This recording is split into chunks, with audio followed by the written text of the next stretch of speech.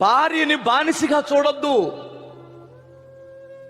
నీ భాగస్వామి, నీకు ఆరోగ్యం బాగలేదంటే తల్లడిల్లేది నీ తల్లి కంటే ఎక్కువగా నీ భార్యే. నేను చెబుతున్నా, తల్లి అయినా ఏదో ఒక ఆప్షన్ ఎత్తుక్కుంటుంది. చిన్నోడు తెస్తే పెద్దోడున్నాడు, పెద్దోడు తెస్తే చిన్నోడున్నాడు అనుకుంటుంది.